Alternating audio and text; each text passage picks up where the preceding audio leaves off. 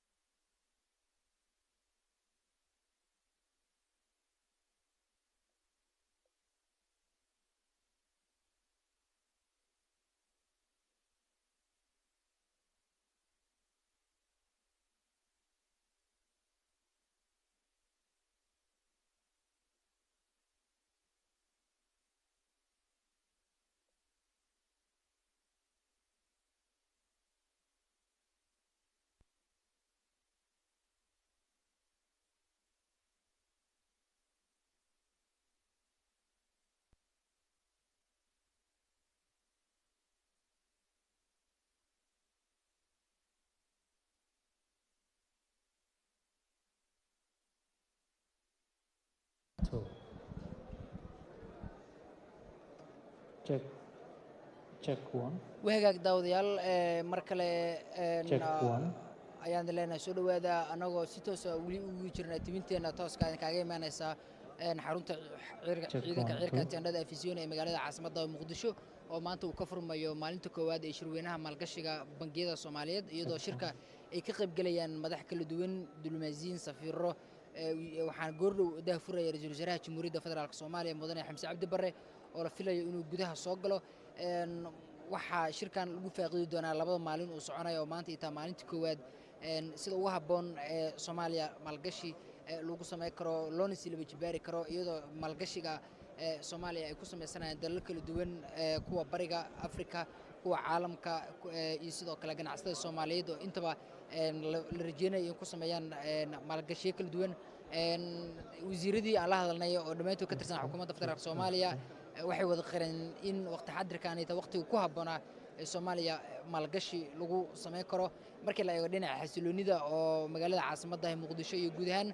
inta badan gobolada dalka laga xoreeyay cadowga argagixisada arxanka daran ee al-shabaab iyo waliba guulaha kale ee dawladda Soomaaliya dhanka diblomaasiyadda iyo caalamka ay u qaadataa oo ah oo Soomaaliya ka saacidayso inay hore u sii socoto markii la fiirsho maalgashiga Soomaaliya dhowrkii sano ee la soo dhaafay aad buu u sareeyay laakiin kan sidii loo sii jibaar lahaa baa looga hadlayaa waxa magaalada Muqdisho ku yaala for example hoteelo dawladda Soomaaliya aysan lahayn ganacsatada wadamo kale ay leeyihiin isbitaalada ay ka shaqeeyaan dhaqaatiir u dhashay dalal kale marka in yacni isdhexgalka Soomaaliya ay si toos ugu maaragtay waa tadaawadayaal ra'iisul wasaaraha Jamhuuriyadda Federaalka Soomaaliya mudane Xamse Cabdi Barre ayaa la filayaa inuu goordhow soo galo waxaa iminka socota qabaqabadii ugu dambeysay furitaanka munaasabadda goordhow ayana si toos ah u furmi doontaa iyadoo barnaamijka waa bilaabaynaa insha Allah fadlan dadka gadaal weli joogo faraasta soo buuxiyaan si aan barnaamijka ku bilaawno u furmi rabo we're about to start the program we're kindly advising the people in the back to come and fill all the slots remaining so that we can start. Thank you.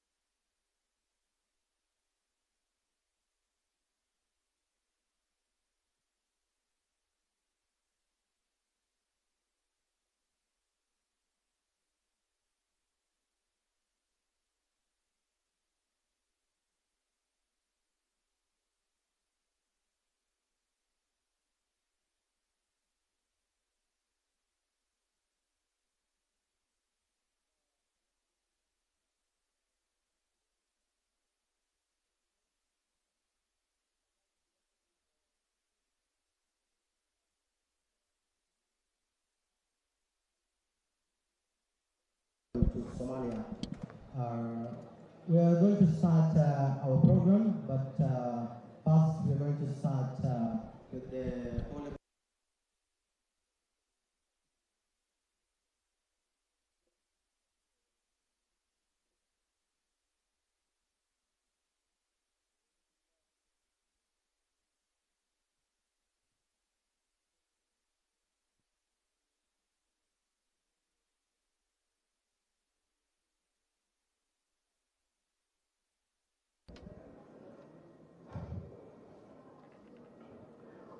ladies and gentlemen, we are going to officially open the Invest Somalia Conference and Expo 2024.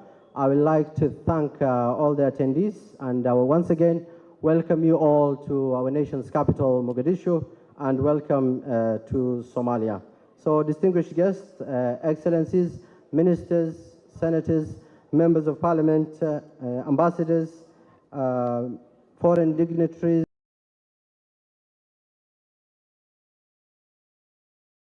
members of the private and the public sector, and also media representatives. Thank you all for attending the Invest Somalia Conference and Expo 2024. So as the banner says, this is the Invest Somalia Conference and Expo. As you can see on the top, the Ministry of Planning, Investment and Economic Development, and also the Somalia Investment Promotion Office, and also Nation Media Group, the biggest media house in East and Central Africa. So basically, I'm going to mention one or two objectives of this conference. First of all, it comes after the federal government of Somalia, or the Federal Republic of Somalia rather, joined the East African community. So basically, the Somali government is committed to the full integration of the East African community bloc, and that's why we have organized this timely event.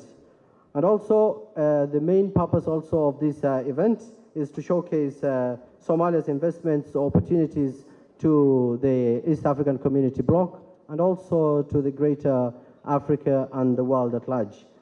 And also, this conference aims to accelerate Somalia's full integration into the East African community. And at the same time, it offers a platform for inter-private sector networking and interactions. So once again, ladies and gentlemen, Assalamu alaikum wa rahmatullahi ta'ala wa barakatuh, and welcome to Mogadishu, Somalia. So we're going to start officially with the program. And first, we are going to invite the Royal Muslim Academy. Kindly, I will request them to come in front so that they can play for us the national anthem of the Federal Republic of Somalia, and also the anthem of the East African community, since we are now a full member. I would like to call to the stage the Royal Muslim Academy, please.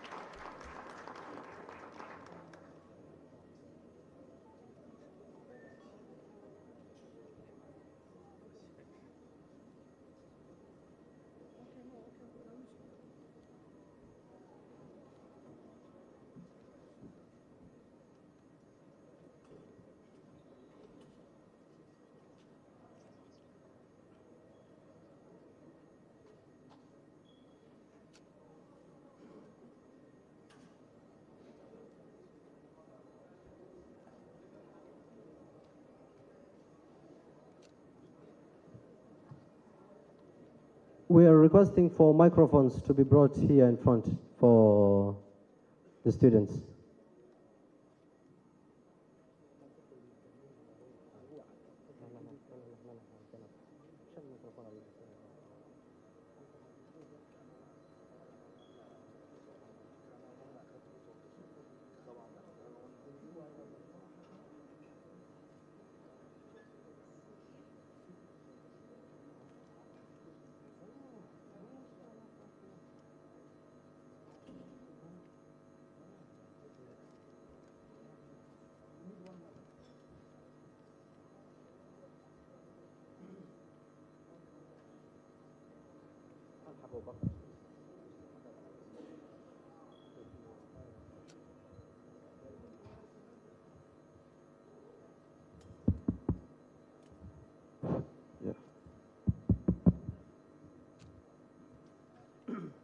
Ladies and gentlemen, before you are the students of Royal Muslim Academy, ready to present the anthems for you, the Somalian National Anthem and the East African National Anthem.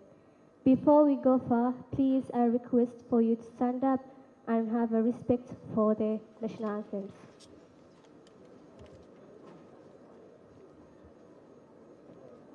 Thank you. 1, 2, 3.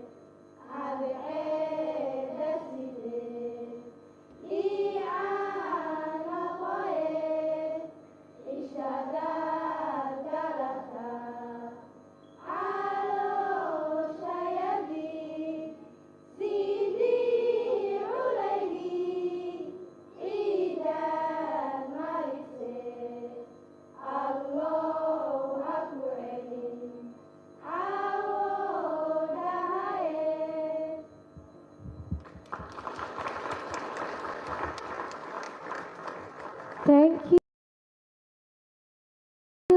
And now we are going to sing the East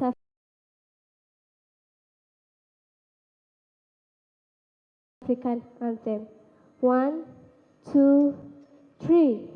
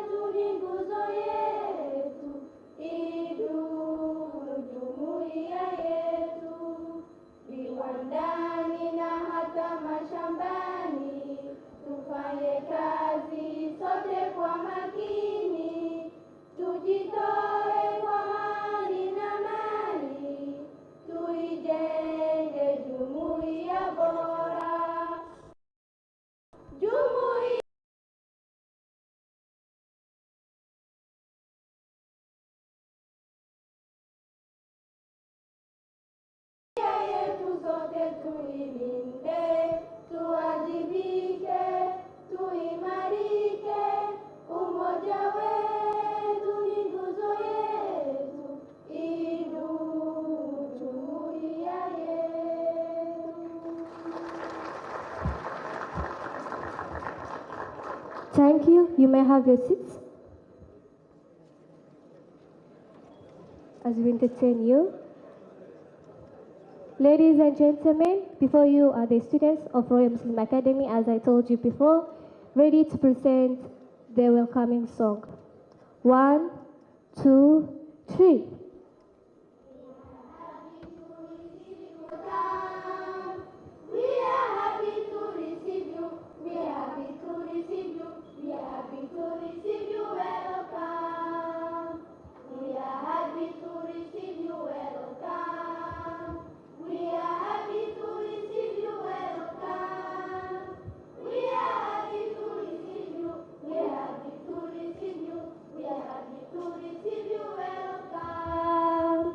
Our visitors from Somalia, welcome. Welcome. Our visitors from Somalia, welcome. Our visitors from Somalia, our visitors from Somalia, our visitors from Somalia, welcome. We are happy to receive you, welcome. We are happy to receive you, welcome. We are happy to receive you. We are happy to receive you. We are happy to receive you, welcome. Our visitors from Kenya, welcome. Our visitors from Kenya, welcome. Our visitors from Kenya, our visitors from Kenya, our visitors from Kenya, welcome. We are happy to receive you, welcome. We are happy to receive you, welcome. We are happy to receive you. We are happy to receive you. We are happy to receive you, welcome. Our visitors from Uganda, welcome. Welcome. Our visitors from Uganda, welcome. Welcome. Our visitors from Uganda, our visitors from Uganda, our visitors from Uganda, welcome. We are happy to receive you, welcome. We are happy to receive you, welcome. We are happy to receive you. We are happy to receive you. We are happy to receive you, welcome. Our visitors from Rwanda, welcome. Our visitors from Rwanda, welcome.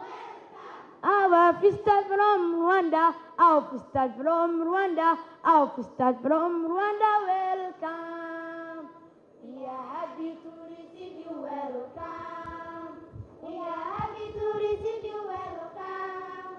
We are happy to receive you. We are happy to receive you. We are happy to receive you, welcome.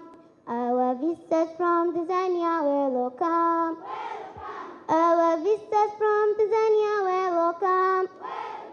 Our visitors from Tanzania, our visitors from Tanzania, our visitors from Tanzania, welcome. We are happy to receive you, welcome. We are happy to receive you, welcome.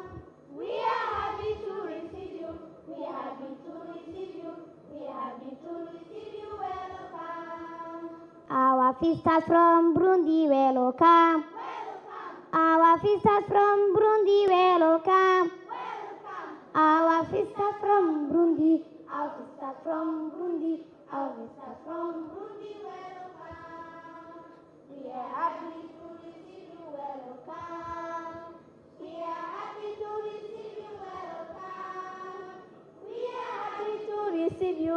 We are happy to receive you. We are happy to receive you, welcome.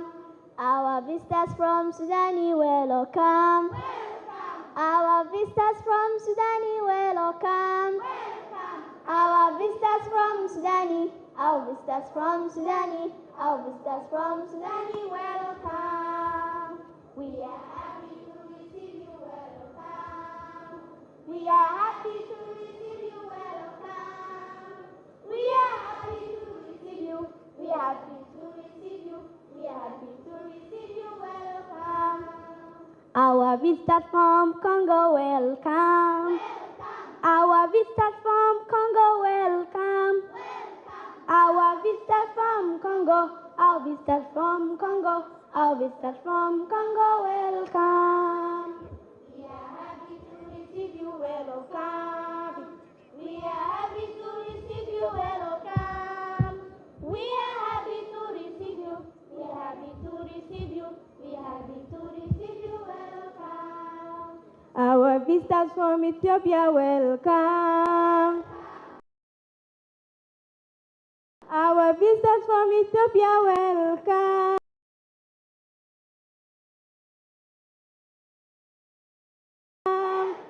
Our visitors from Ethiopia, our visitors from Ethiopia, our visitors from Ethiopia, welcome. We are happy to receive you, welcome. We are happy to receive you, welcome. We are happy to receive you. We are happy to receive you. We are happy to receive you, welcome. We are happy to receive you, welcome.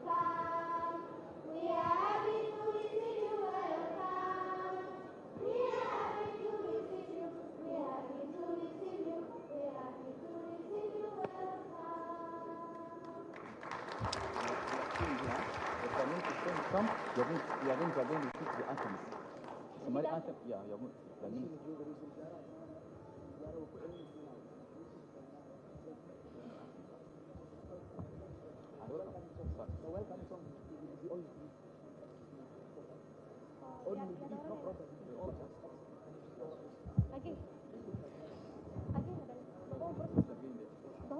The whole process.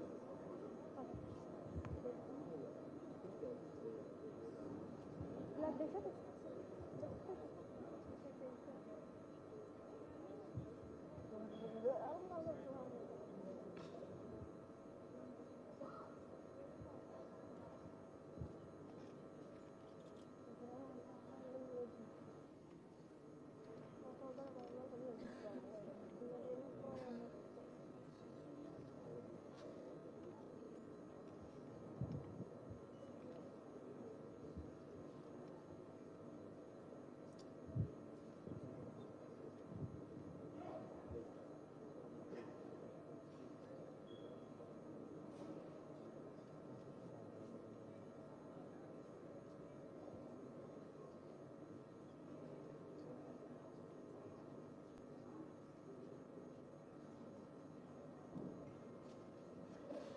Ladies and gentlemen, let's all stand for the Prime Minister of the Federal Republic of Somalia.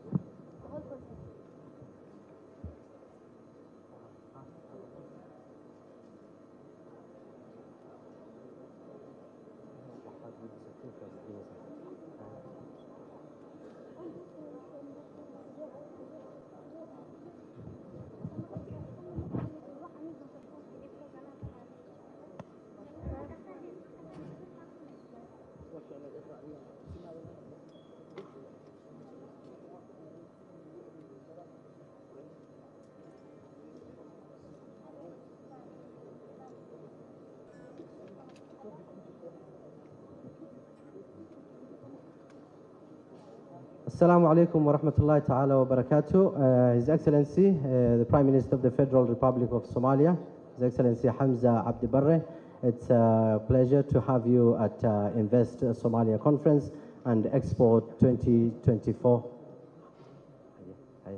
Yes.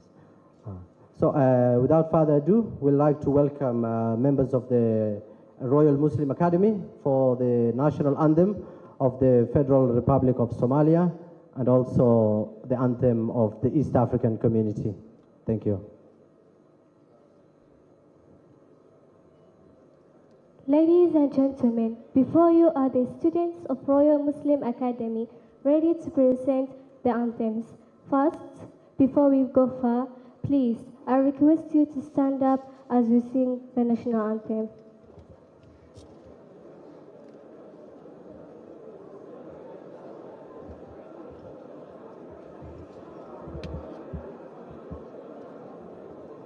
One, two, three.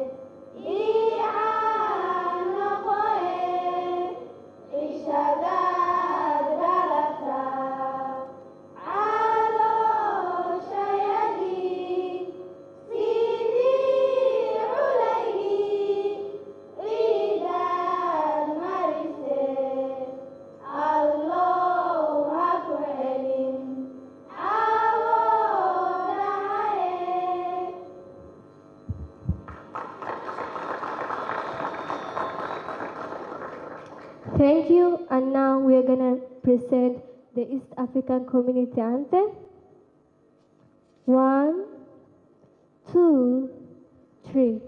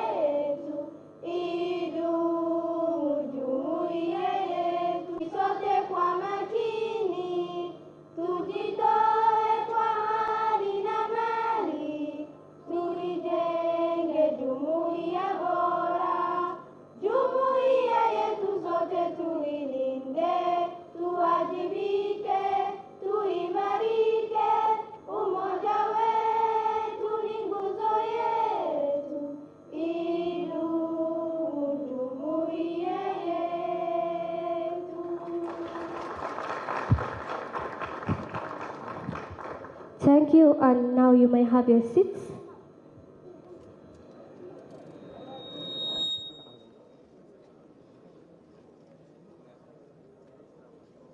Ladies and gentlemen, before you are the students of Royal Muslim Academy, ready to present a welcoming song.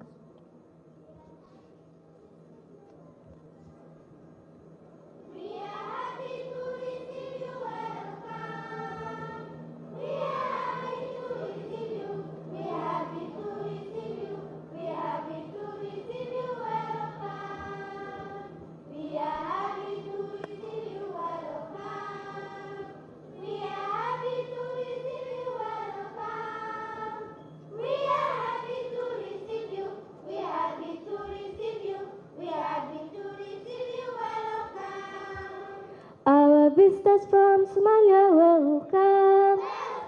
Our visitors from Somalia, welcome.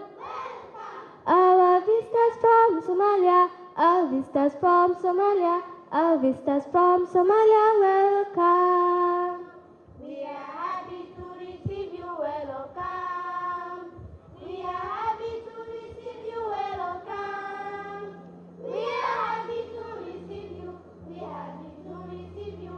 We are happy to receive you, welcome. Our visitors from Kenya, welcome. Our visitors from Kenya, welcome. Our visitors from Kenya, our visitors from Kenya, our visitors from Kenya, welcome. We are happy to receive you, welcome. We are happy to receive you, welcome. We are happy to receive you. We are happy to receive you. We are happy to receive you, welcome. Our visitors from Uganda, welcome. Our visitors from Uganda, welcome. Our visitors from Uganda, our visitors from Uganda, our visitors from Uganda, welcome. We are happy to receive you, welcome. We are happy to receive you, welcome. We are happy to receive you. We are happy to receive you. We are happy to receive you, welcome. Our visitors from Rwanda, welcome. Our visitors from Rwanda, welcome. welcome. Our visitor from Rwanda, our visitor from Rwanda, our visitor from Rwanda, welcome. We are happy to receive you, welcome. We are happy to receive you, welcome. We are happy to receive you, we are happy to receive you, we are happy to receive you, welcome. Our visitors from Tanzania, welcome. Our visitors from Tanzania, welcome. Our visitors from Tanzania, our visitors from Tanzania, our visitors from Tanzania, welcome. We are happy to receive you, welcome. We are happy to receive you, welcome. We are happy to receive you, we are happy to receive you, we are happy to receive you, welcome. Our visitors from Burundi, welcome. Our visitors from Burundi, welcome. Our visitors from Burundi, our visitors from Burundi, our visitors from Burundi, welcome. We are happy to receive you, welcome. We are happy to receive you, welcome. We are happy to receive you, we are happy to receive you, we are happy to receive you, welcome. Our visitors from Sudani, welcome. Our visitors from Sudani, welcome. Our visitors from Sudani, our visitors from Sudani, our visitors from Sudani, welcome. We are happy to receive you, welcome. We are happy to receive you, welcome. We are happy to receive you, we are happy to receive you, we are happy to receive you, welcome. Our visitors from Congo, welcome. Our visitors from Congo, welcome. Our visitors from Congo, our visitors from Congo, our visitors from Congo, welcome. We are happy to receive you, welcome. We are happy to receive you, welcome. We are happy to receive you, we are happy to receive you, we are happy to receive you, welcome. We are happy to receive you, welcome. We are happy to receive you, welcome. We are happy to receive you, we are happy to receive you, we are happy to receive you, welcome.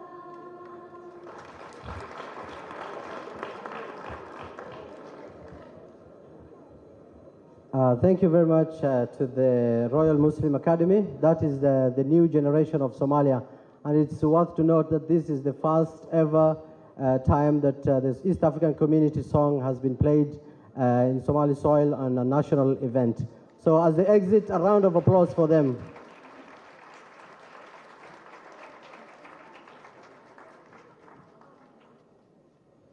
Thank you very much to the Royal Muslim Academy. His Excellency, the Prime Minister, Hamza Abdi Barre, ministers, members of parliament, foreign dignitaries, ambassadors, investors, all protocols observed. Thank you very much and welcome to the Invest Somalia Conference and Expo 2024. I would like to hand over the stage now to the Director of the Somalia Investment Promotion Office, Mr. Mohamed Dubo, to officially take over from me.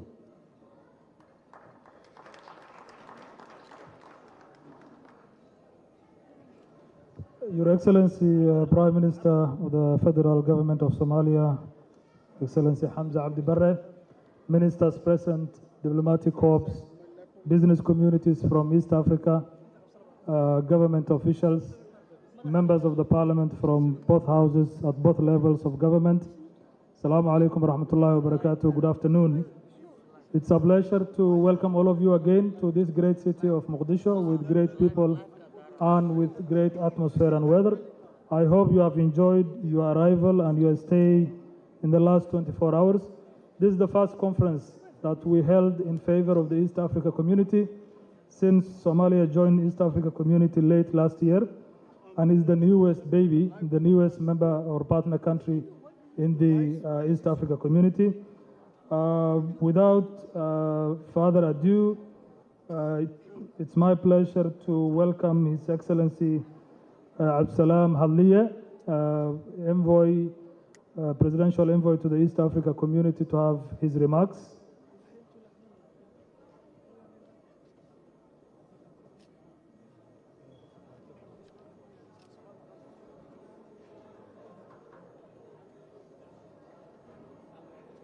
I call upon foreign investors to consider this market as both potential for growth, sustainability, but also serving our neighbors and beyond our neighbors, perhaps Africa, and positioning this country as a logistical hub that supports the entire Africa.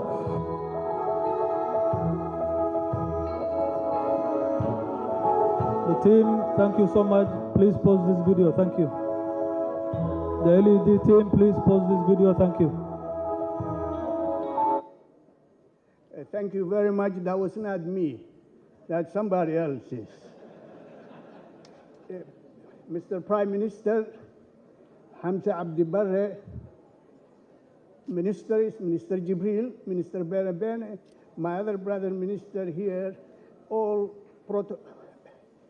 Minister Mareye. Is there any more ministers I can call? Okay, thank you very much. Mr. Prime Minister, esteemed leaders of the East Africa community, distinguished guests and friends, about a year and a half ago, when I was asked to do this work by the President and the Prime Minister, most of my friends and colleagues said it's a dead end. Somalia will not be accepted in the EAC. But I have other agenda. That agenda was to show Somalia that it can go. One of them asked me, how would you do that? And I told him and her that Somali relationship with the EAC is like the African arranged marriage. And I will tell you why I think it's the African arranged marriage. Arranged marriages in Africa start with what? The neighborhood. So the neighborhood here is Kenya. So we started with there. And the African arranged marriage also must have friends. Our friends are Uganda and Burundi, because we have their soldiers here. And then the extended family. And what's the extended family? Tanzania, Burundi, Rwanda, DRC, and South Sudan. So it's almost similar to having an arranged marriage. It was meant to be that way. But I also differ with my colleagues and friends about what Somalia can contribute to the East Africa community. Today, I want to share a few highlights. I will not go into details because it's already published in the newspapers that's in front of you. As we embark this journey together, it's crucial to explore the many benefits that Somalia membership will bring to the EEC. Let's just talk about a few things. Trade facilitation and economic integration. Within the EEC, in building ports, such as in bustling ports, such as Mogadishu, Bosaso, Berbera, are vital conduits for maritime trade, connecting East Africa to the global market. Integrating Somalia into our regional trade network can open new trade routes, reduce transportation costs, enhance interregional trade, thereby fostering economic growth and job creation. Number two, the infrastructure development and connectivity. Somalia's inclusion in the EAC is a unique opportunity to accelerate the infrastructure development and enhance regional connectivity through collaboration. We can invest in essential infrastructure projects like road networks, railways, ports, energy systems, improve connectivity, fostering regional integration, facilitating the movement of goods, services, and people. For example, cross-border infrastructure projects linking Somalia with the neighboring EAC countries can enhance trade flows, promote economic integration, create employment opportunity, and improve and stimulate inclusive growth in remote and underdeveloped areas. Nothing will stop from Somalis to have the vision that one day there will be a bullet train from Kismayo to Kigali, there will be airports from Beledweyne to Burundi. Nothing will stop us if we dream. Thirdly, investment promotion and opportunity. Somalia's youthful, populous entrepreneurial spirits have over fertile ground for investment promotion, promoting and enabling business environment and investment-friendly policies will attract domestic and foreign investments, spur innovation, and unleash potential for our dynamic private sector. For instance, simplifying business registration process, improving access to finance, protecting intellectual property rights will nurture entrepreneurship and investment, leading to the creation of a new business industries and driving economic diversification growth. And finally, investing in people. Collective program between Somalia and the EEC universities can support student exchange, joint research projects, capacity building initiatives in the field of science, technology, engineering, mathematics, agriculture, healthcare, and renewable energy. Furthermore, vocational training programs, apprenticeship schemes can equip young people with the practical skills and experience, preparing economic inclusion. I want to conclude to thank for the Prime Minister for his support and for the Minister of Planning and all the ministries who are here.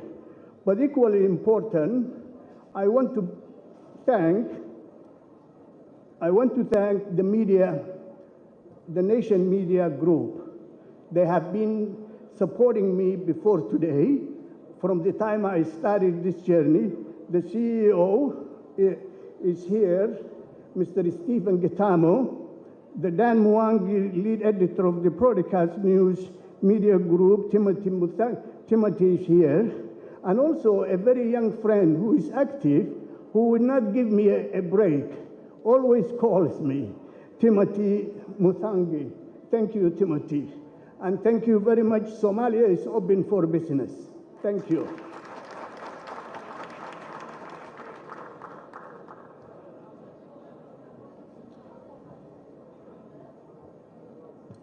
Thank you so much, Your Excellency, for those wonderful remarks. Let me take now the pleasure of inviting the Somali Chamber of Commerce representative, Mr. Dore, to have his brief remarks.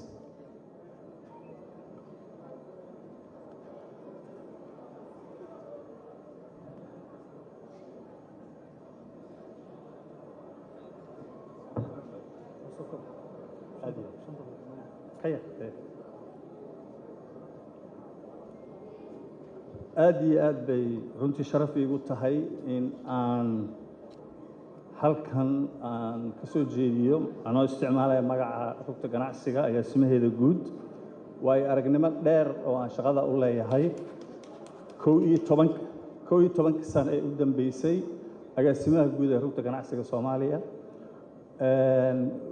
ganacsigu kama maarna siyaasadda waxaan ahaan jiray xildhibaan ka tirsan golaha shacbiga sidaa darteed si fiican baan uga warqabaa ganacsiga iyo siyaasaddu sida ay isugu baahan yihiin wax weynna inay isu taraan aad bay muhiim u tahay weydiintu waxa ay tahay Soomaaliya ganacsatadeedu dadaal aad u weyn bay waxay geliyeen waddankan maanta meesha uu joogo inay soo gaarsiiyaan sidaa darteed ma aha waxaan rabaa inaan idin baro in ganacsatadu shaqo fara badan ay ka qabteen waddankan isgaarsiintiisa transportationkiisa ilaahay hadduu kuu roon yahay dib u dhiskiisa waxbarashada isbitaallada bangiyada iyo xawaaladda waddankan ma shaqeeyeen haddaan ganacsato Soomaaliyeed oo xoog leh aysan waddankan joogin su'aal baa laakiin waxay ka taagan tahay meesha hadda la joogo si hore looga sii socdo waddanka Soomaaliya wuxuu u baahan yahay maalgashi xoog leh maalgashigaas xoog leh sidii ay Soomaalidu ku shaqeynayeen ma ku shaqeyn karaan wadamada ama shirkadaha ama shakhsiyaadka caalamka ee raba inay waddankan maalgashadaan waxa ay tahay ganacsatada Soomaaliyeed waxa ay qaadanayeen khatar ku sugan ganacsiga ay ku dhex shaqeynayeen waxay qaadanayeen waxan riskiga la yiraahdo ay qaadanayeen una bareereen riskigaasina ma sahlana waxay aqbaleen inay riskigaas ku dhex shaqeeyaan waxa la iska rabaa marka Soomaaliya sida ay ugu suuro gashay inay ganacsi ka shaqeyso ayadoo riskiga ku dhex nool maxay tahay ilaa 3 jaamacadood oo aan Soomaali ahayn ayaa cilmi baaris ku sameeyay arrinkaas annaguna aan runtii ahayn xogta ay isticmaalayeen oo kala shaqeynaysa arrinkaas waxa soo baxday marka Soomaalida ganacsigeedu ma shaqeyn karaayo ilaa la isticmaalo waxa la yiraahdo trust modality-ga macnaheedu dadku inay is-aaminaan ayay Soomaalidu ku shaqeynayeen hayeeshee shirkado caalami ah ma ku shaqeyn karaan way arrinkaas waddankanna maalgashi ma ku samayn karaan dhowr iyo 10 sano oo agaasimaha ka ah rugta ganacsiga waxay isku dayday iyadoo ganacsatadeeda isticmaalaysa waddankan inay dekada ka dhisto waa suuragali waaye waddankan inay aeroboorro ka dhisto way suuragali waaye waddankan inay warshado ka samayso way suuragali waaye waxaan rabaa marka inaan idin la wadaago maadaama siyaasiyiintii waddanka wasiiradii ra'iisul wasaarihii waddanka ay fadhiyaan qodobada soo socda haddaan wax laga qaban waddankan maxay tahay waddankan waa in la sahlo ganacsigu si uu u suura galo ama waxa business environment-ga la dhaho waa in la sahlo oo qof kasta oo raba inuu ganacsado loo fududeeyo inuu ganacsan karo adduunyada waxaa ka jira tartan hantida adduunka socota cid walba ay rabta iyadu inay waddankeeda keento sidaa darteed shirkadaha caalamiga ah waa in canshuurta laga dhaafo waa in la siiyo dhul ay ku ganacsadaan waa in la helo dhalinyaro tababaran oo u diyaar ah haddii la rabo in laga qayb galo tartanka ganacsiga adduunka loogu jiro tusaale gaaban haddaan ku siiyo haddaa adiga shirkad tahay ama qof tahay ee raba inaad maal gelisid 3 waddan oo nala dariska iyo Soomaaliya Djibouti Kenya Ethiopia iyo Soomaaliya haddaad rabto inaad maal gelisid hantidaada waxaad rabtaa inay bulaasho oo ay kor u kacdo waddankeed adiga maal gelin lahayd waa su'aal weyn oo loo baahan yahay in laga jawaabo lama rabo in la riyoodo waxaa la rabaa xaqiiqda in la wajaho sidaa darteed Soomaaliya waxay u baahan tahay si degdeg ah in wax looga qabto dekadaheeda aeroboorradeeda iyo highway-yada waxa la yiraahdo ama wadooyinka waaweyn ee isku xira badeecada taalla Muqdisho haddaadan bari subax gaarsiin karin magaalada Hargeysa ama magaalada Kismaayo waxay noqonaysaa dhibaato weyn oo ganacsiga xaggiisa ah sidaa darteed waxaa loo baahan yahay fursad in la bixiyo fursadaas maxay tahay sharciyan waa wax noo qoran laakiin in laga dhabeeyo oo la hirgeliyaa loo baahan yahay maxay tahay waxay tahay ganacsatada ilaa heerkaas soo shaqeeyay waa in la siiyo fursado iyadoo ganacsi ah ay waddankan jidad uga dhisi karaan tusaale ahaan magaalada Muqdisho jidadka ka dhisan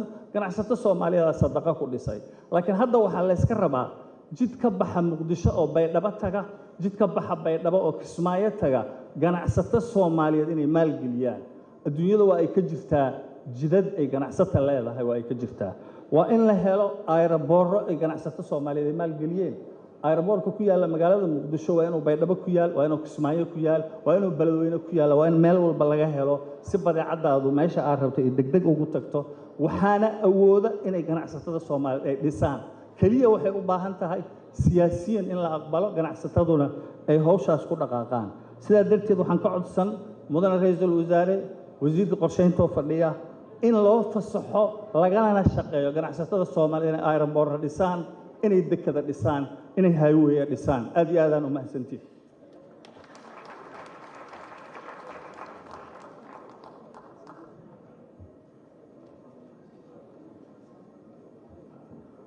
Thank you so much, Abshir from Somali Chamber of Commerce and Industries. I would like to now call His Excellency Mohammed Shireh, Director General, Ministry of Planning, Investment and Economic Development, to take over.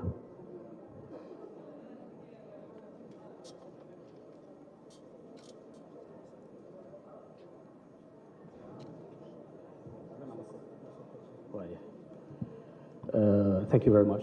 Assalamu alaikum wa rahmatullahi ta'ala wa barakatuh. Mar haddii agaasimaha guud ahay waxaa la faray dadka gadaal fadhiya fadlan buuqa ha la yareeyo sawaxan badan baa gadaal naga soo gaaraya marka please waxaan rabnaa in sawaxanka la yareeyo. Thank you very much, Agaasima Dubo, Your Excellency, Prime Minister Hamza Abdi Barre, Cabinet Ministers, distinguished guests, ambassadors. Greetings to all of you, and thank you for joining us today in this important event, Somali Invest Conference. With great pride and profound gratitude, I humbly stand before you today as we witness remarkable growth wave of optimism, hope in Somalia among Somali people and all frontiers, a spectrum of the nationhood. The optimism, Your Excellencies, resonates within our borders and among our cities, neighbors, and countries. And this has been highlighted by Excellency Hadley on this, the connection between the regional governments. We believe that Somalia is on the right trajectory, a path towards a brighter and more prosperous future. The positive trajectory is enabled and sustained by some key factors, including enhanced security that has created a more stable and conducive environment for the progress, the political stability and government commitment to people-centered approach of governance, unfettered public service that lay the ground for bottom-up approach to the nation building. Ongoing reforms also is part of it that the Prime Minister led on it. Strengthening and insinuating our government systems, further solidifying this foundation. To crown it all, as regards today's event, the milestone achievement and debt relief, which is really critical, and the Prime Minister worked on it extremely well on this, ultimately plays a critical role, giving investors, entrepreneurs, a greater latitude to undertake their investment, promising a more sustainable future. The totality of this undoubtedly paint a picture of a country ripe for domestic foreign investment opportunities. Today's conference and expo is aimed at showing this immense investment potential that Somalia sits on, including untapped treasures and strategic geolocation. Your Excellencies, ladies and gentlemen, Somalia is blessed with abundance of natural resources, from the wealth of our fisheries, livestock, to the fertile agricultural land and untapped green energy potential. Our country holds immense promise. On the horizon, the possibility of oil reserve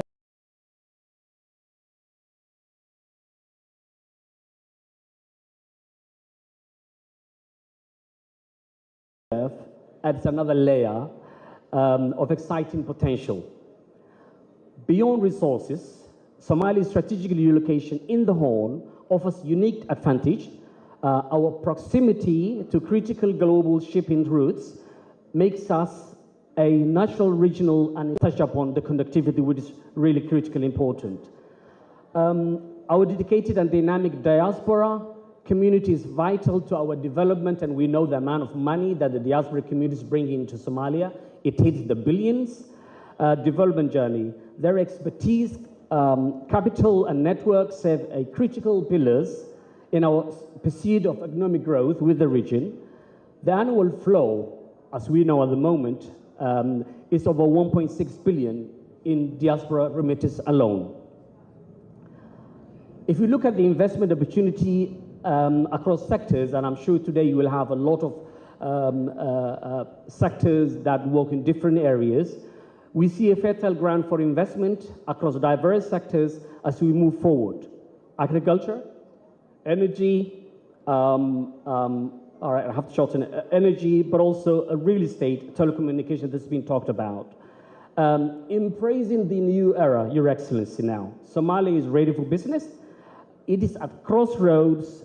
The wind of change is blowing, carrying the promise of higher future. We invite you, our guests, the investors, to become an integral part of this journey for transformation.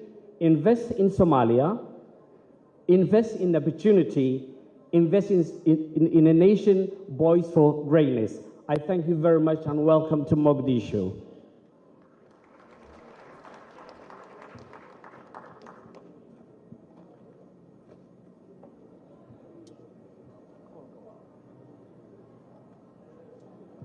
Thank you very much, Director General, Ministry of Planning, Investment and Economic Development, for these provocative thoughts and remarks. I would like now to call the ambassador, Somali ambassador to Kenya, Mr. Jibril Abdullah, for his brief remarks.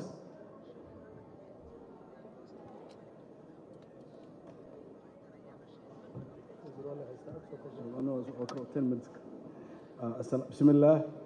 And the Prime Minister of the Republic of Somalia, His Excellency Hamza Abdi Barre, ministers, Member of Parliament, both federal and state level, members of the Chamber of Commerce, member of diplomatic corps, business community, civil society, all other guests, all protocol observed.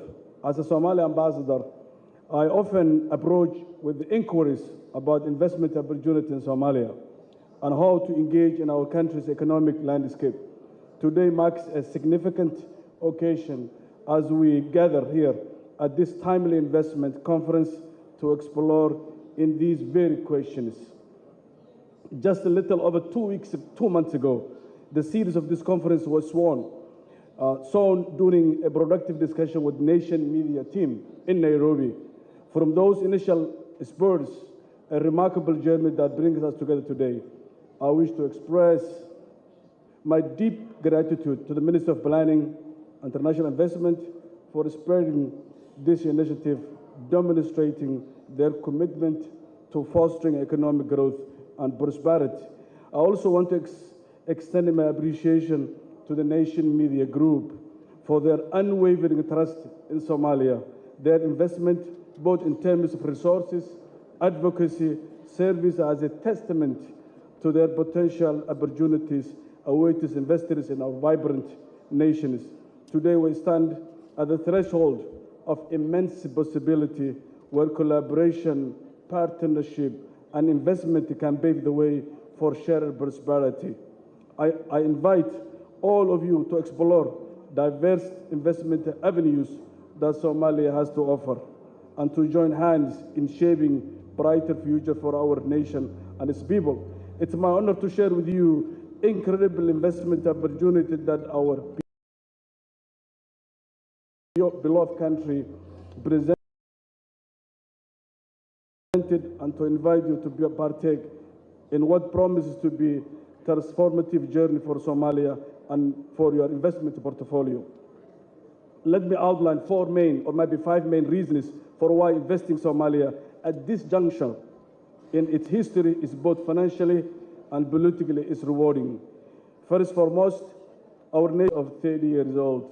This demographic dividend is not just statistics. It's a dynamic force driving innovation, creativity, and productivity. Number 2, Somalia stands proud as a debt-free nation with its outstanding debt being compassionately written off by member states and global financial institutions. This unique status positions Somalia as an ideal destination for investors seeking promising return and stable environment.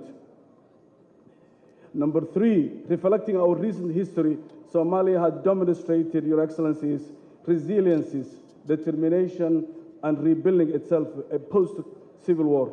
The infrastructure you see today, be it the roads, airport, hospitality industry, ports, electric, and speaks volume about untapped potential awaiting large-scale investment in such area, critical infrastructure.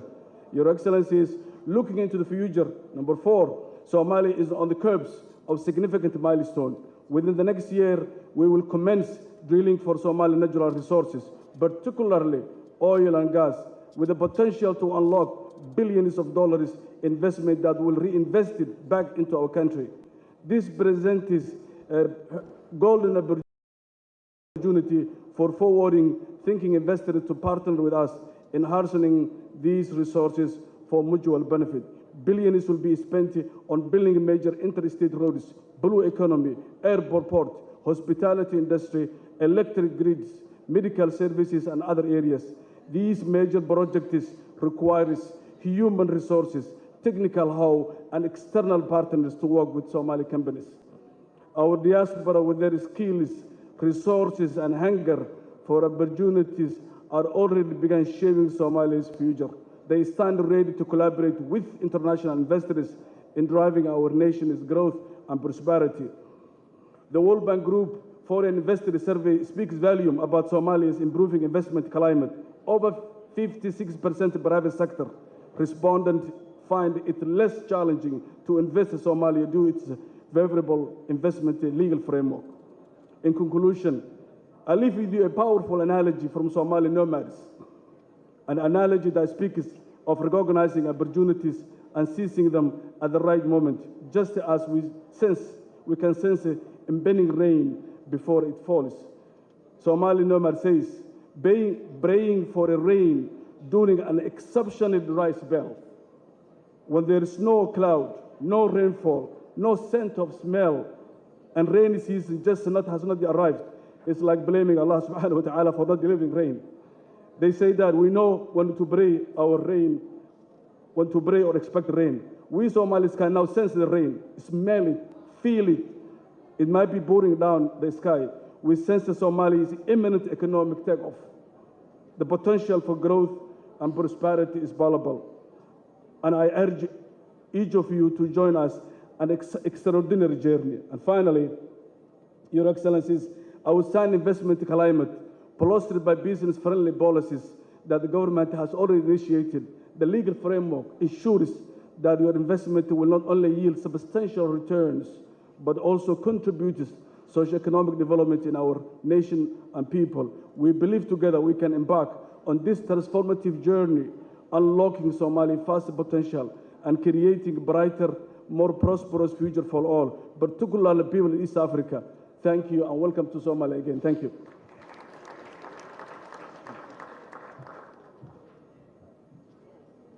Thank you, Ambassador Jibril. And now I would like to call to the podium Kenya Ambassador to Mogadishu, Kubaya Iringo, to give his brief remarks.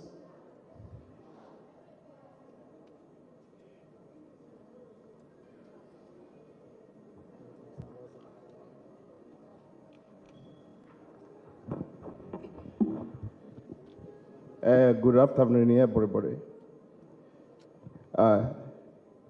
You are right, Honorable, the Prime Minister of the Federal Republic of Somalia, Amsa Abdi Bare, senior government officials, distinguished guests, investors, and citizens of this great country. Good afternoon. First, I take this opportunity to thank the Somivet, as well as the media group for planning this conference that aims to showcase Somalia's investment opportunities and capabilities. I note with immense conviction that the hosting of this conference is a clear testimony that Somalia is on the clear path of stability, reconstruction, and undoubtedly will usher in sustainable political and socio-economic development, a future we all aspire to live in. This stability cannot go without recognizing the Somali government, African Union, valiant soldiers from the troops contributing countries, and the international partners for their unwavering determination, courage, and financial support towards Somalia's steady reconstruction and trajectory. Honorable Prime Minister, esteemed delegates, I am further gratified to note that the timing of and convening of this conference strategically coincides with Somalia's accession to the East African Community, EAC. Somalia's membership and participation in the bloc will accelerate regional integration as well as expand economic market for sustainable development. As a founder member of the bloc, Kenya looks forward to deepening and expanding our scope of relations in this configuration and assisting Somalia to maximize its benefits as a member by fostering people-to-people linkage and facilitating business-to-business engagements. I'm therefore optimistic of Somalia's ability to transform not only its national economy, but also actively contribute towards regional economic development owing to its geostrategic location, as well as our God-gifted untapped natural resources, especially in the blue economy sector.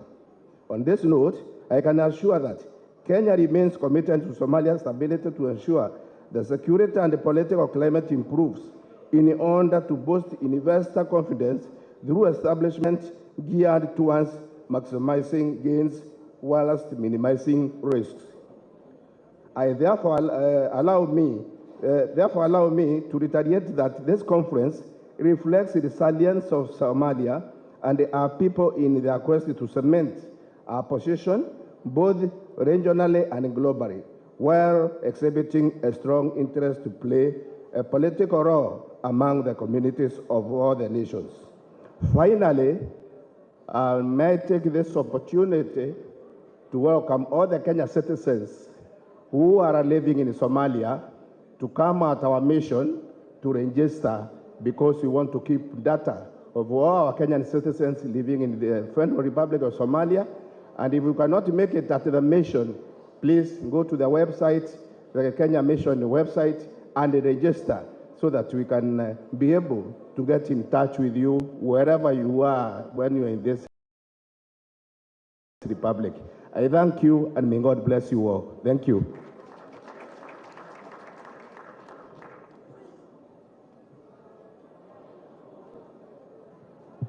Thank you so much, Your Excellencies. Due to time and the schedule of His Excellency the Prime Minister, was told to shorten the program, and I would like to take the opportunity to call Nation Media Group Chief Executive Officer for his brief remarks so that we can conclude this first session of today.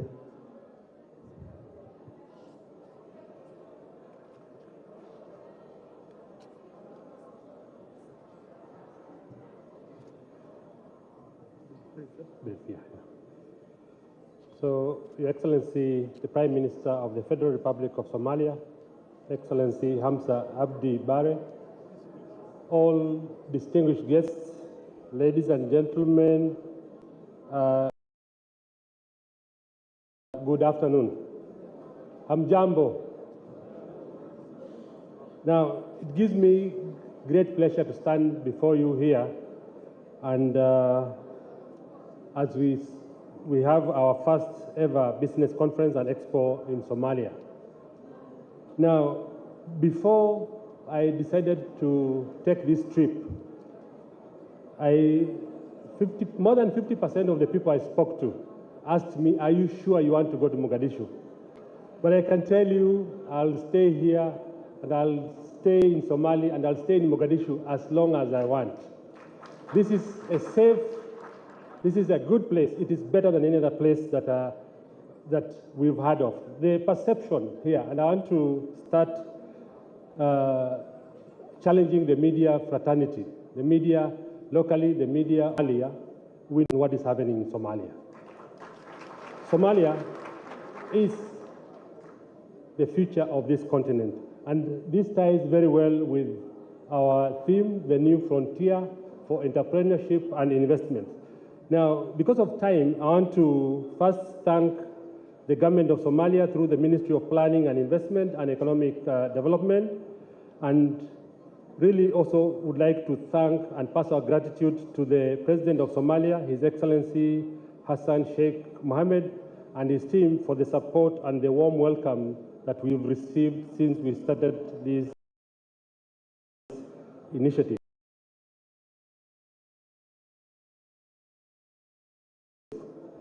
Now, the theme of this conference, Somalia, the New Frontier for Entrepreneurship and Investment, sheds light on a nation that often finds itself overshadowed by its turbulent past, but holds immense potential for those bold enough to see beyond the headlines. A lot has been talked about the potential of Somalia. I don't want to repeat this, but I just want to confirm to the world that this is an untapped gold mine. And whoever arrives here first will be the one celebrating. Don't blame yourself if you come in last. Now,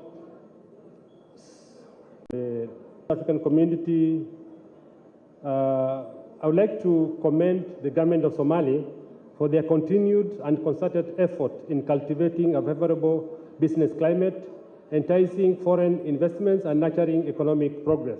This explains why such a conference has received traction within the East African region. We have representations here from across all the East African regions, and I'm told there are even people who have traveled from outside the African continent because of what Somalia holds for them.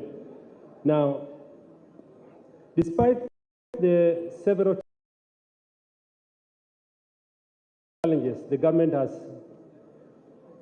has deepened democratic practices and governance as exemplified by the successful completion of the constitutional review process, as well as the country's peaceful political transitions in 2012 and 2017 and 2022. It is important for us to get democracy in place.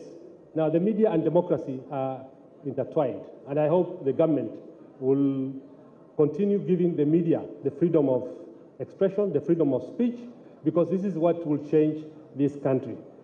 Now, as a business whose mandate is not only to influence society, but tell the stories of success and change, the Nation Media Group has taken lead in championing the African story. At Nation Media Group, our purpose is to transform society positively. We are a voice for the voiceless. We are a voice of the people, by the people, and that's why we are here. Central to the values and the purpose of our establishment, it is our mission to be a trusted partner of African democracy, a champion of the ordinary people, and a voice for the rule of law, and a strong advocate for human rights and free markets. Now, NMG, National Media Group, is the largest media house in East and Central Africa. We have over 30 content products across 4 countries. We are in Kenya, Uganda, Tanzania, Rwanda, and we are now in Somalia. So please clap for us for landing finally in Somalia. Now, within the world, on a monthly basis, we reach an average of 60 million users. So we can partner with you. We can collaborate with you in various aspects to tell the story and to tell the differences, what is happening in this country. Now, this initiative that we are undertaking, the initiative to drive business within the continent. Last year, we had a similar expo. We had 2 expos in there are people who today are doing business courtesy of this kind of interactions. So I hope the partners who have come here with us from the other parts of the region will be able to create contact. I've gone to the booths and I've seen there are a number of new things. There are initiatives that most of us have not seen before, and I would encourage you to go and see what is available. I would encourage you to listen to the other investors and create contacts, because these contacts are the ones that will make a difference to this country. Now, we'll also be hosting the 3rd East African Entrepreneurship Conference and Expo in Lubumbashi, DRC, in the month of August. And I also want to make a commitment to each one of you that NMG will continue to host these kind of conferences across Africa in a bid to expand the business opportunities for entrepreneurs. When Prime Minister, if you allow us, we'll come back again, if you agree. But in ukikataa, we'll force ourselves if you don't agree. So it is my hope that at the end of this conference, you'll consider the enormous benefits of investing in this fast-growing market. The time to invest in Somalia is now, and those who seize the opportunity will play a significant role in shaping its future. In Kenya, we say, kazi ni mapema. So mapema ni sasa. Kama sio sasa ni sasa. Kwa hivyo Somali ni sasa, ama sio sasa ni sasa. Asanteni. Thank you very much and have a great day.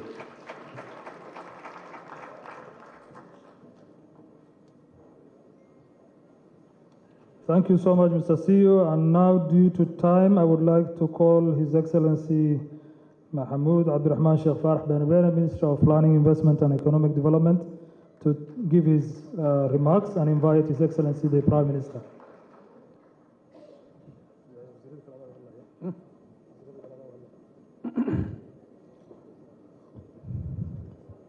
His Excellency Hamza Abdi Barre, my colleagues, cabinet ministers, present, members of the parliament from both houses, ambassadors present, members of the international partners, Nation Media Group CEO and General Manager, investors and business leaders from across East African community,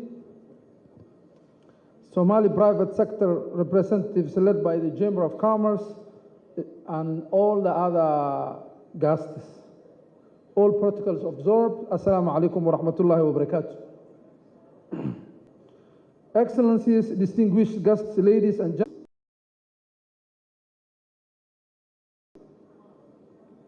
and international investors who have came from places near and far for accepting our invitation.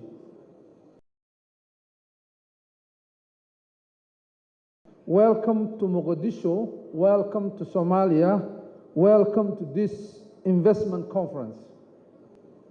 Excellencies, distinguished guests, Invest Somalia Conference serves as a viral platform for networking and pursuing investment opportunities aimed at rebuilding Somalia's economy, bringing together investors, government officials, and other stakeholders.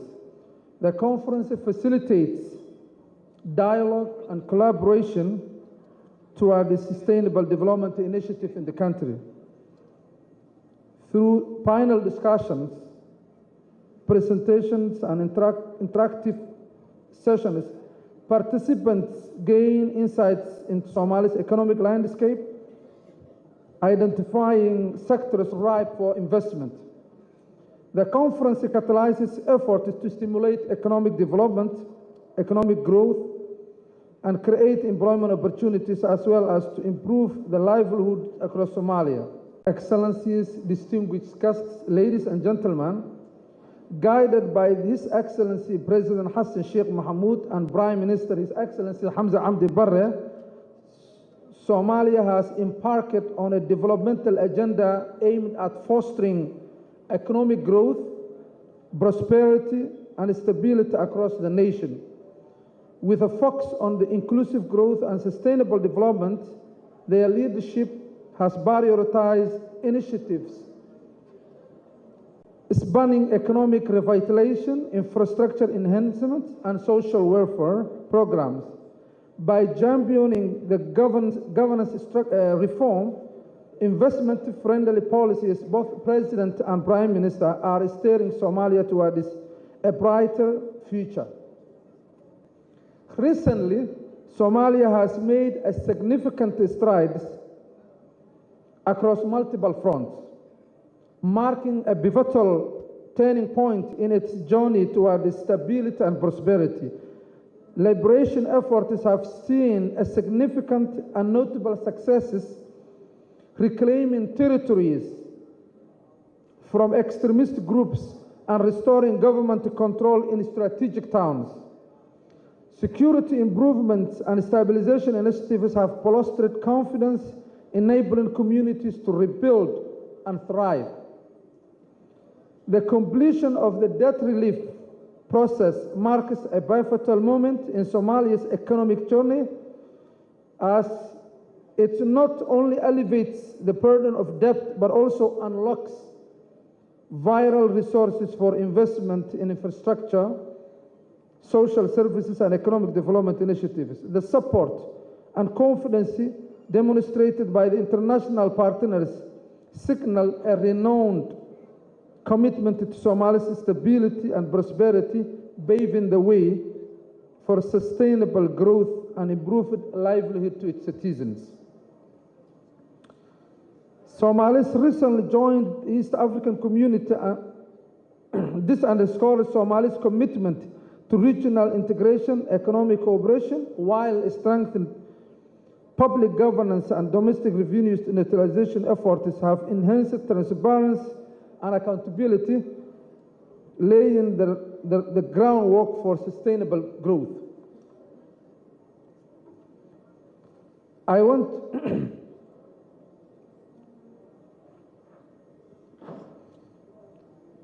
overall, I just want to speak few Somali to my Somalian fellows. Marka hore waxaan rabaa inaan halkan ku soo dhaweeyo ganacsatada nooga timid, maalgashatada nooga timid, dadka daneynaya dalkeena Soomaaliyeed inay maalgashtaan oo nooga soo safray wadamada deriska ah East Africa Community ee halkan maanta joogo. Anigoo aad iyo aad ugu faraxsan shirkan oo aan ka shaqaynaynay 2 bilood oo la soo dhaafay oo ay nala shaqaynayeen ama nagala market gareynayeen inay nagala soo qayb galaan The Nation Media Group oo CEO-geeda Stephen halkan ka hadlayay. Anoo ku hadlaya magaca dawladda waan u mahadcelinayaa tiimka miidiyaha Nation Media Group ay madaxda halkan ka joogto. Waxaan rabaa si gooni inaan ugu mahadceliyo ganacsatada inooga timid wadamada kala duwan amaba wadamada kale intoon East African ka ahayn laakiin daneynayay safiirada halkan noo jooga oo nagala soo qayb kala shirka oo martida halkan inooga ah qof kasta mansab kasta iyo role kasta oo ku yimidba. waxaan rabaa si khaas ah inaan ugu mahadceliyo safiirkeena fadhiya Nairobi safiir Jibriil oo si weyn inoogala shaqeeyay barnaamijkan. sidoo kale waxaan si gaar ah u mahadcelinayaa envoy-ga madaxweynaha saaxiibkeen Cabdisalaam Hadliye oo asagana barnaamijkan laf dhabar u ahaa qof kasta iyo role kasta oo ku lahaa oo aan magaciisa xusin anoo magaca wasaaradda qorsheynta iyo dawladaba idinku mahadcelinayo oo ra'iisul wasaaraha oo si official noogu furi jiran oo joogo idin mahadcelin doono. laakiin anoo magaca wasaaradda ku hadlay anigana si gooniyan idinku mahadcelinayaa qof kasta role ku lahaa. si khaas ah waxaan rabaa inaan u mahadceliyo ra'iisul wasaare tiimka Som Invest ee wasaaradda qorsheynta oo hormuudka ka yahay Master Dubo oo ayagana role aad iyo aad u xoogan iyo shaqo geliyay ayaga iyo dhammaan tiimka shaqaalaha wasaaradda qorsheynta iyo agaasimaha guudba. inaan dhammaan aan dhaho waa mahadsantihiin. shirkan 2 maalmood oo socon doona shirkii ugu horeeyay ee aan ku soo jiidanayna bahda East African Community-ga ah waana la joogteyn doonaa kan wixii aan ka baranina waan ku sii jeegdan doonaa. aadana u mahadsantihiin. haddana waxaan rabaa inaan ku soo dhaweeyo ra'iisul wasaare Xamza Cabdi Barre inay ila soo dhaweysaan inuu si official inoogu furo shirkan insha Allah. soo dhaw ra'iisul wasaare.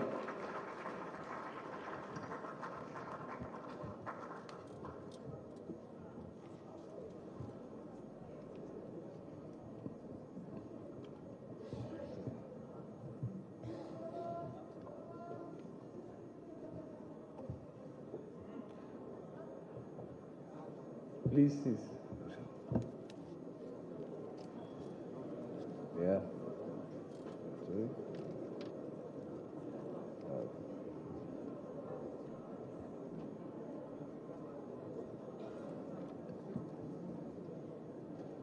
Close cut. Cut. Thank you.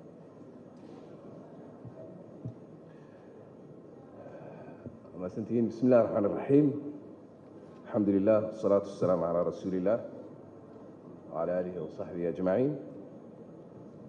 Your Excellencies, members of Cabinet, esteemed members of Parliament, distinguished members of the diplomatic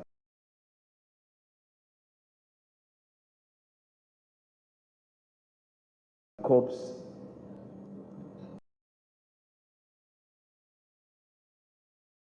distinguished investors and business leaders from the East African community,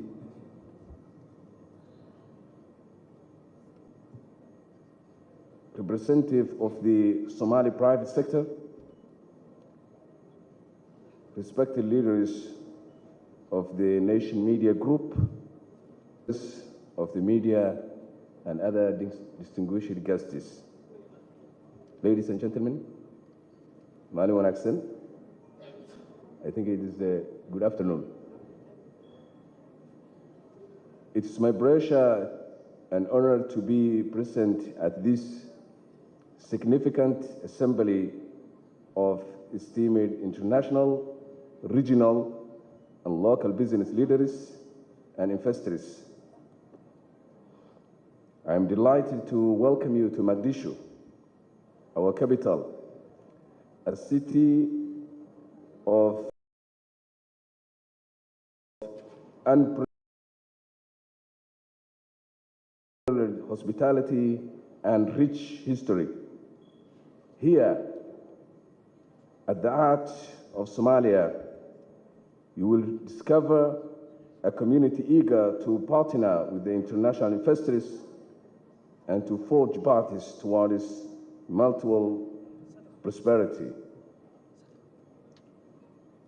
Together, we share one agenda: to deliberate and strategize on amplifying the flow of investment into Somalia in endeavor to foster a prosperous and sustainable economic for our region as a whole.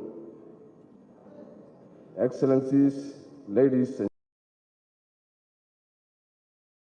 gentlemen, today's event marks a significant milestone in Somalia's integration as a full member of the East African community, a testament to our commitment to regional and international cooperation. Our people are ready, vibrant participants in East Africa economy, with Somalia's business thriving across the region, creating jobs and promoting regional prosperity.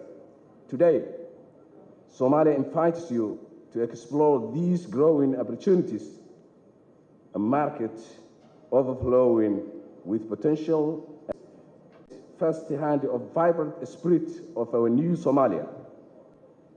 You will meet its people, immerse in its rich culture, and explore opportunities in a landscape filled with potential innovative startups to expansive agricultural ventures and pioneering technology firms. Somalia is not just rebuilding, it is reinventing itself. Ladies and gentlemen, despite historical adversities, Somalia today is focusing firmly on the future. We have instituted robust reforms aimed at ensuring political stability and safeguarding our nation against the threats of insecurity. These efforts have already yielded substantial progress, stabilizing vast region of our country for the first time in decades. Our economic blueprint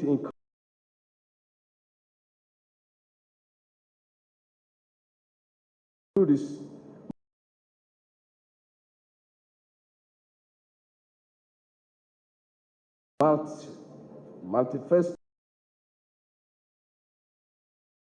multi-phased strategies designed to encourage growth driven by the private sector, supported by the government. And amidst the complex challenges of today's global landscape, we have a streamlined business process, enhanced our legislative framework, and reinforced protection for investors, efforts that underscore our commitment to creating a conducive. Restrictive investment policies have been estimated to reduce the worldwide economic output by nearly 2%. In contrast, amidst the global pressure of economic uncertainty, geopolitical instability, climate change, supply chain disruption, and persistent inflation, our approach and intensify foreign investments. To this end, Somalia has enacted forward-thinking policies that include generous investor protections under the new Investment and Investors Protection Law of 2023. These measures allow foreign investors to fully own their investments without hindrance and operate with the certainty that their investments are safeguarded. Excellencies, distinguished guests, ladies and gentlemen, Somalia presents a landscape rich with diverse investment opportunities that extend well beyond its emerging market status. The nation is notably poised for growth across several dynamic sectors. Somalia is home to an impressive array of natural resources, offering fertile ground for agricultural and livestock investments. The country possesses approximately 8.5 million hectares of arable land ready for agricultural expansion and innovation, with an estimated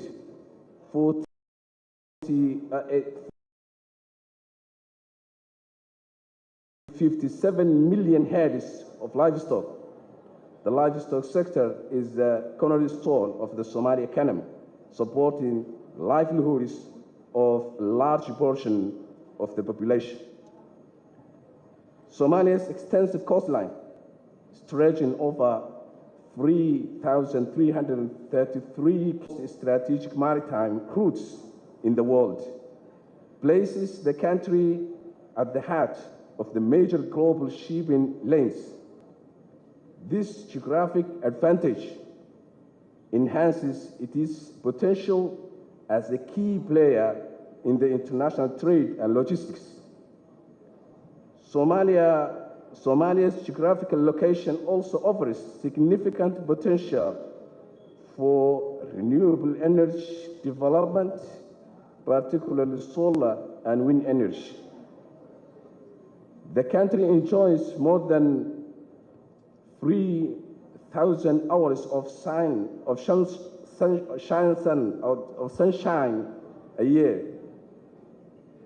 Other studies suggest Somalia has high potential for onshore wind power and could generate between 30,000 and 45,000 megawatts, suggesting vast untapped potential for solar and wind energy projects, which could further attract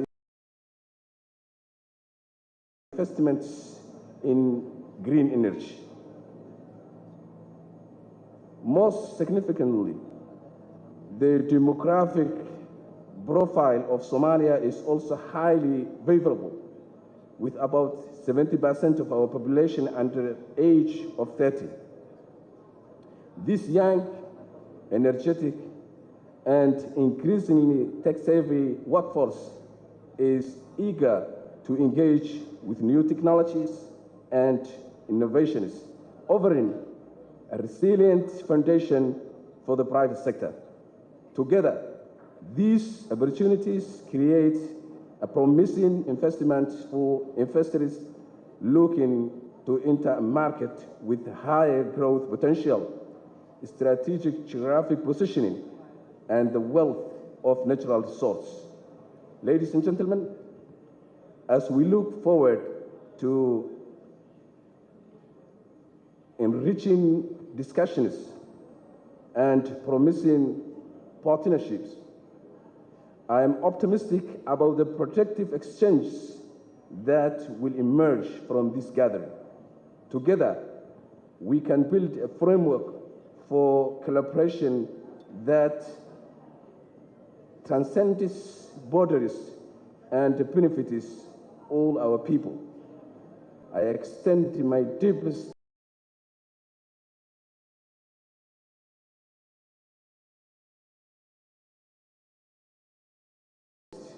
appreciation to the Somali Investment Promotion Office and the Nation Media Group for their roles in organizing this landmark event. Thank you for your attention and participation.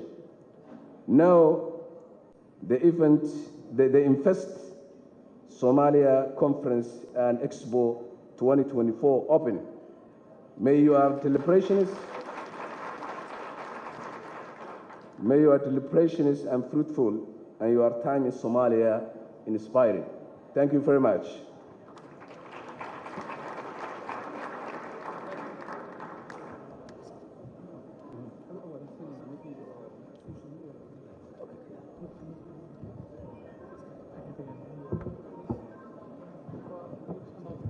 May I call the CEO of Nation Media Group to the podium and the General Manager of the same.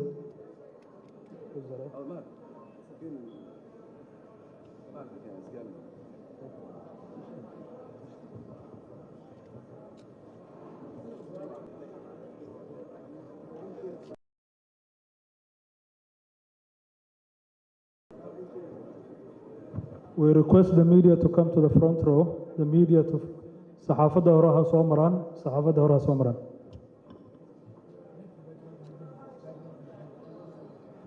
Qolada screenka waxaan ka codsanaynaa inay damiyaan shaashadda. Qolada shaashadda ha damiyaan shaashadda, waa mahadsantiin.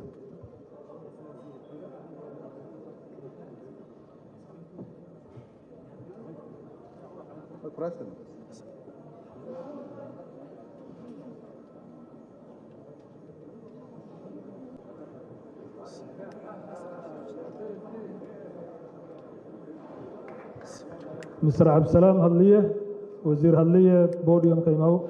Wazir Hadliye.